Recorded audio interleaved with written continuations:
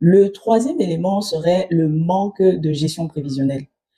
Lorsqu'on gère une entreprise sans faire de la gestion prévisionnelle, il est très probable que même si l'entreprise génère des bénéfices, fait du profit, il est probable qu'à moyen et long terme, cette entreprise fasse à des contraintes financières. La gestion prévisionnelle permet de faire une gestion de trésorerie prévisionnelle, une prévision des ventes et une prévision en termes de charges à venir. Ça, ce serait l'une des raisons pour lesquelles une entreprise, bien que rentable, peut faire faillite. Le troisième élément serait la structure des coûts rigides, c'est-à-dire une structure de coûts qui ne tient pas en compte l'évolution du marché, qui ne tient pas en compte les changements du marché. Prenons le cas de l'inflation. Si on a une structure de coûts très rigide qui ne tient pas en compte ces changements du marché, une inflation galopante pourrait mettre l'entreprise en danger.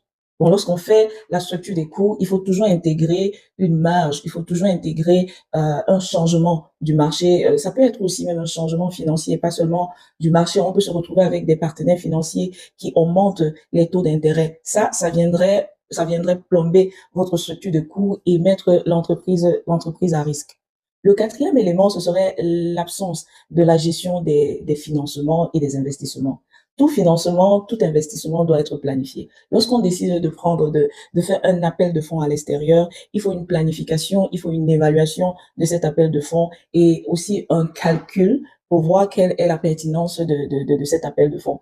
Pareil pour les investissements. Lorsqu'on décide d'investir les capitaux, il faut planifier, faire des calculs, calculer le ROI, comme on dit, le taux de retour sur investissement pour se rassurer que cet investissement aura un résultat positif. Et qui dit investissement dit mouvement de fonds, donc sortie des fonds. Votre entreprise peut être rentable, mais vous vous retrouvez à faire des investissements non planifiés, des investissements qui ont un retour sur investissement très bas, et ceci vient plomber votre entreprise et met votre entreprise à risque.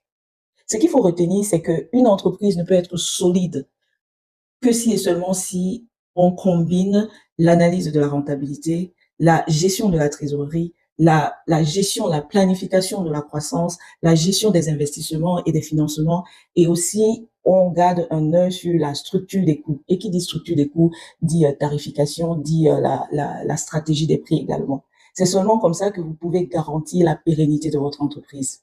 Si tu es nouveau ici, je suis expert comptable agréé au Canada, CPA basé en Ontario. Je suis à la tête d'un cabinet de gestion d'entreprise au nom de JLM Consulting. Si tu souhaites discuter des besoins de ton entreprise, tu peux prendre une consultation avec moi via le lien qui est dans ma bio ou tout simplement visiter jlmcpa.ca. Et si tu n'es pas encore abonné à ma chaîne, je te prie de le faire.